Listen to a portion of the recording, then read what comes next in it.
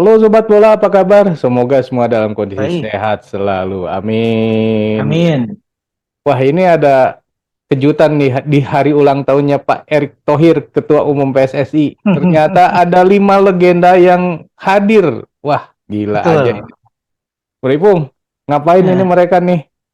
ya, memang gini ya, kalau kita melihat bagaimana pemain-pemain yang boleh dibilang punya label legenda dan punya label juara dunia, itu menyempatkan hadir ke Jakarta sehubungan dengan ulang tahunnya Pak Erick Thohir. Tentu ini kan juga memperlihatkan siapa sebenarnya Erick Thohir, gitu loh. Hmm, Di mhm, kancah persepak bolaan dunia, mungkin Erick Thohir dikenal ya, karena mhm, dia juga kan pernah menjabat sebagai seorang presiden klub yang bukan klub ece-ece, klub Inter Milan gitu loh. mhm, Yang juga klub ini kan juga klub yang legendaris ya, yang mhm, banyak dimasuki oleh pemain-pemain kelas dunia dan juga punya penyandang label sebagai juara Eropa, juara UEFA, juara Piala Italia, juara Liga Italia. Jadi ini juga kan memperlihatkan bahwa Erick Thohir ternyata di mata pemain-pemain dunia itu punya nilai, punya sesuatu ya yang akhirnya membuat mereka menyempatkan diri datang ke Jakarta, begitu loh, Bro. mhm, mhm. Ya, saya pernah lihat juga ada videonya dari Jose Mourinho yang mengucapkan selamat ulang tahun. Wah, gila juga Ya, ya. ya Nah, karena Jose Mourinho juga kan pernah jadi pelatih Inter Milan, Bro. makanya. Iya, Nah, ini yang 5 orang ini siapa aja dan apa aja yang mereka laksanakan di Jakarta, bro? iya. Lima pemain ini yang punya label juara dunia ya, Mhm, itu kan Roberto Carlos dari mhm, Brazil, dan dia juga pemain legenda di Brazil, legenda juga di Real Madrid. mhm, Kemudian ada Eric Abidal. Eric Abidal juga legenda juga di Prancis, legenda juga di Barcelona, dan pernah juga mendapatkan Piala Dunia. mhm, Kemudian ada Juan Sebastian Veron, legenda Argentina yang pernah bermain juga di Manchester United. Kemudian ada Georgios Karagunis adalah seorang legenda sepak bola dari Yunani yang pernah mengantarkan Yunani menjadi Piala Eropa. mhm, Nah, ya, dan yang terakhir adalah Marco Materazzi. Marco Materazzi ini juga seorang legenda sepak bola dan dia sebagai defender yang sangat tangguh. mhm, Bahkan defender juga yang paling jago melakukan provokasi. Bahkan seorang Zinedine Zidane aja pernah terprovokasi oleh dia gitu loh. mhm, mhm, Sampai Zinedine Zidane mendapatkan kartu merah. Tapi terlepas dari kontroversi-kontroversi yang mereka lakukan, tentu bagaimana value dari pemain-pemain ini yang menyempatkan datang ke Indonesia, ini kan juga menjadi sesuatu yang bisa katakanlah memberikan inspirasi. Apalagi kedatangan mereka juga selain memang mungkin mungkin saja ini juga sebagai sebuah rencana dari Erick Thohir, mhm, selain juga dihubungkan dengan ulang tahun, dia juga ingin memberikan semangat kepada pemain-pemain muda kita, mhm, berikan inspirasi bahwa mereka sebetulnya bukan siapa-siapa dulunya gitu loh. mhm, mhm, Tapi begitu mereka memperlihatkan prestasi di dunia sepak bola, mereka menjadi seseorang. mhm, Mereka jadi dikenal oleh dunia. Mereka menjadi panutan dunia. Dan mhm, ini yang sebetulnya diharapkan oleh Erick Thohir bahwa momentum kedatangan mereka juga momentum sepak bola Indonesia yang mulai meningkat, ini juga dipakai untuk memotivasi anak-anak muda mhm, untuk katakanlah mencoba menjadi seorang profesional yang sejati gitu loh, Bro. mhm, mhm. Profesional yang terus mengasah dirinya sampai memang mereka bisa katakanlah mentas gitu loh. Mentas bukan cuma di liga-liga di domestik, Mhm. tapi juga mentas di liga-liga dunia gitu loh, Bro. Ya, ya ini kan buat saya kejutan ya. Ya, Pak Erick Thohir ini menjabat sebagai Ketua Umum PSSI belum setahun, bahkan belum ya. setengah tahun, ya, baru beberapa bulan. Tapi kejutannya udah banyak aja, mulai dari hadirnya Argentina di Indonesia, kemudian tiba-tiba ini ujuk-ujuk gitu ya kita. Makanya kadang-kadang tuh tadi saya ngomong, ini sebuah kebetulan atau sebuah dibetulan. Dibetulan tuh maksudnya sebuah Dibetulkan. yang disengaja gitu ya, kebetulan yang disengaja datang ke Indonesia gitu.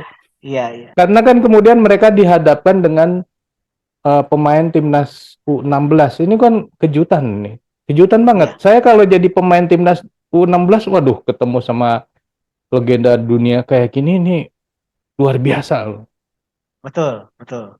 Ya Hmm. memang gini. ini juga kan memperlihatkan ya siapa sosok Erik yang sebenarnya gitu loh, Bro. Mhm. Nah, bisa jadi ini juga sebagai momentum Pak Erick Thohir untuk menunjukkan eksistensi dia di ke-PSSI-an bahwa untuk kali ini, untuk kali ini ya PSSI Mhm. tidak salah memilih orang, gitu loh. Ya, Ya. karena itu tadi di jaring sosial dia dengan berbagai apa klub-klub dunia, dengan bahkan dengan individu-individu yang mendunia, Hmm. bahkan juga dengan apa induk organisasi sepak bola dunia, ini kan dia sudah punya track gitu loh. Mhm. Nah, sayang sekali ya kalau misalkan orang yang sebetulnya punya track, punya apa kemampuan wawasan seperti itu dan diakui, kemudian tidak dimanfaatkan. Nah, sekarang ini Pak Erick Thohir juga memperlihatkan bahwa dia juga punya kemampuan untuk mengorganize atau bisa menghadirkan atau memberikan impact terhadap perkembangan sepak bola Indonesia. Impact-nya Mhm. bukan hanya sekedar prestasi, tapi Mhm. impact-nya bagaimana dia bisa membangun motivasi, bisa membangun apa ya sifatnya lebih ke tindakan yang lebih inspiratif gitu loh, Bro. Mhm. Mhm. Mhm. Makanya yang dihadirkan adalah pemain-pemain under 16 di usia yang muda supaya lebih mudah kan membentuk para pemain muda ketimbang pemain-pemain yang sudah mentas gitu loh. Karena Mhm. jenjang karir yang akan ditempuh oleh pemain-pemain muda itu kan lebih panjang dan Ya. dengan kehadiran mereka ya diharapkan juga bahwa apa yang dilakukan oleh pemain-pemain muda, langkah awal yang dilakukan pemain-pemain muda ini tidak salah gitu loh, Bro. Ya. Biar Ya. on track-nya jelas, Ya. proses pembinaannya jelas, Ya. gitu loh, Bro. Nah, ini ada sebuah kejadian kan kemarin-kemarin ketika Piala Hmm, Dunia U20 batal diselenggarakan di Indonesia dan juga otomatis batalnya pemain timnas U20 mentas di Piala Dunia. Pada ya. kesempatan itu kan Presiden Indonesia Pak Jokowi sowan ya ke tempat mereka berlatih dan kemudian pada saat itu Pak Jokowi bertanya apa harapan mereka gitu kan. Ya. Ternyata jawabannya harapannya ingin jadi mahasiswa, ingin jadi ASN, aparatur sipil negara, pengen jadi polisi, pengen jadi tentara. Kok nggak ada harapannya itu ingin bantu kami mentas di kelas dunia misalnya, ingin menjadi pemain Ya. terbaik Indonesia, ingin menjadi apa? Artinya apa yang ada di kepala pemain timnas U20 ini nggak percaya bahwa mereka bisa menjadi legenda gitu. Jangankan legenda Betul. dunia, legenda Indonesia sendiri pun mereka sudah kelihatannya tidak ada di kepalanya. Apakah kehadiran legenda-legenda dunia ini yang 4-5 orang ini ingin memupus gitu ya, ingin menghapus bahwa ini Ya. timnas U20 ada yang salah nih gitu. Ya kan ini rentetan masalah ini kan juga bukan bukan bukan baru hal sekarang gitu loh, Bro. Mhm. Bukan juga cuma persoalan Piala Piala Dunia U20 yang gagal, kemudian mereka juga berubah pikiran. Mhm. Tapi ini adalah stigma ya. Mhm. Kita berbicara masalah stigma sepak bola nasional. Mhm. Ini sesuatu yang muncul sudah eh, katakanlah berakar ya, Mhm. bahwa sepak bola belum bisa dijadikan ladang kehidupan, gitu loh, Mhm. Bro. Mhm. Belum bisa dijadikan sebagai profesi yang menjanjikan Mhm. gitu yang kemudian tertanam oleh pemain-pemain yang kemarin sempat ditanya oleh Pak Presiden Mhm. gitu loh. Nah, sebetulnya ini adalah impact dari bagaimana perkembangan sepak bola nasional di level kompetisi. Mhm. Karena level kompetisinya juga tidak bagus. Di situ juga tidak bagus bukan cuma dalam masalah kualitas pertandingan, tapi juga bagaimana kualitas pengelolaan liga yang benar itu yang tidak profesional dan tidak memberikan harapan buat anak-anak muda untuk bisa katakanlah berani bertarung di arena yang lebih profesional. Mhm. Nah, kedepannya kalau ya sebetulnya stigma ini bisa dihapus ya. Kedepannya kalau misalkan pembinaan kemudian pola pengelolaan liga yang lebih profesional itu bisa berjalan dengan mulus, Mhm. itu bisa jadi bahwa ini ada pergeseran ya, Mhm. pergeseran nilai-nilai atau pergeseran dari bagaimana anak muda menangkap profesi pemain sepak bola ini gitu loh, Bro. Mhm. Biar tentu yang diharapkan bahwa benar yang Bro Eri bilang, apakah ini cara untuk memupus stigma itu? Bisa Mhm. jadi ini dilakukan di under 16 bahwa yang dihadirkan adalah legenda-legenda yang tadinya mereka mungkin berpendidikan hanya sampai SD, SMP gitu ya, tapi mereka bisa akhirnya menjadi melegenda, akhirnya bisa dikenal oleh seluruh dunia. Dan itu kan sebuah proses yang sebetulnya bukan hal yang tidak mungkin. Ya. Tapi bagaimana ketidakmungkinan ini bisa mereka katakanlah nyatakan gitu loh, bisa direalisasikan dalam sesuatu bentuk yang lebih real, itu yang harus diperjuangkan. Diperjuangkan ya tentu bukan cuma oleh pemain-pemainnya, tapi yang paling penting adalah bagaimana liga ini bisa berputar dengan baik. Liga bisa bermain, bisa berputar dengan profesional. Gitu, bro. Ya, mudah-mudahan pemain timnas U16 yang dihadirkan ini kemarin ya terus punya semangat yang tinggi, semangat juang yang besar, sehingga mereka punya cita-cita juga yang besar yang menjadi pesepak bola kelas dunia gitu. Tapi ada yang ganjel juga ketika kemarin ada kasusnya Kurnia Mega.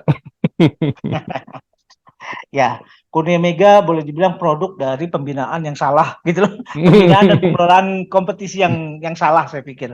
Nah, mungkin setelah ada transisi, kemudian ada persoalan-persoalan kanjuruhan, ini kan juga bisa menjadi presiden ya. Sampai FIFA dan AFC turun tangan ke Indonesia, ini bisa menjadi presiden, bukan presiden buruk saya pikir. Ini adalah presiden yang sifatnya lebih positif. Karena dengan demikian awareness terhadap pengelolaan kompetisi itu akan lebih kuat. Karena lagi-lagi Indonesia kok toh tidak mungkin melakukan kesalahan yang sama. Karena buah dari kejadian di Kanjuruhan adalah pengelolaan yang salah. Gitu loh, bro. Nah, ini yang saya pikir mungkin itu adalah bisa jadi momentum ya, momentum bagaimana pengelolaan kompetisi akan mulai bergeser. Apalagi kemudian kita juga bisa berharap bahwa kali ini di era yang sekarang PSSI bisa berjalan lebih baik karena dilihat dari bagaimana seorang ketua umumnya ternyata kan orang yang memang mengerti olahraga, orang yang bukan cuma mengerti olahraga, tapi dia juga mengerti bagaimana mengelola organisasi, gitu loh. Bagaimana mengelola sebuah federasi, dan itu saya pikir ada, gitu loh, bro. Satu lagi, bro, yang paham industri sepak bola. Itu dia. Betul, itu paling penting memang, yang paham industri sepak bola. Iya.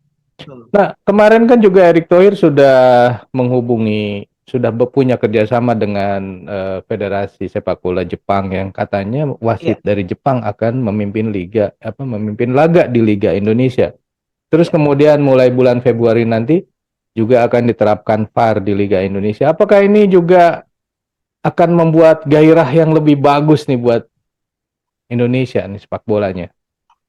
Ya pasti ya. Saya pikir kan sebuah pertandingan sepak bola akan berjalan dengan baik, dengan kualitas yang juga bisa dipertanggungjawabkan. Salah satunya adalah bagaimana wasit memimpin pertandingan tersebut ya. Nah, kalau wasit yang memimpin pertandingan tersebut juga wasit yang memang punya kompeten dan yang tidak punya kepentingan dengan salah satu klub, ini diharapkan bahwa pertandingan akan berjalan dengan bagus.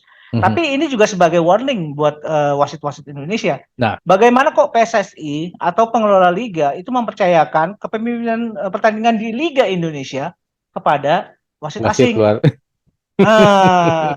Nah, ini juga harus menjadi bahan evaluasi mereka dari komisi wasit ya. Bagaimana komisi wasit bisa menyiapkan wasit-wasit yang punya standar bagus. Karena Indonesia juga kan punya wasit-wasit beberapa yang punya lisensi FIFA. Artinya harapan ke arah situ ada. Dengan kehadiran para wasit dari Jepang, ya diharapkan bahwa pertandingan akan berjalan bagus dan ini juga menjadi evaluasi buat komisi perwasitan. Dan para wasit-wasit untuk bisa belajar bagaimana memimpin sebuah pertandingan, katakanlah seperti itu. Belakangan ini kan ada pemain-pemain Indonesia yang mulai berkiprah ya di luar negeri seperti Asnawi, kemudian Arhan, ya.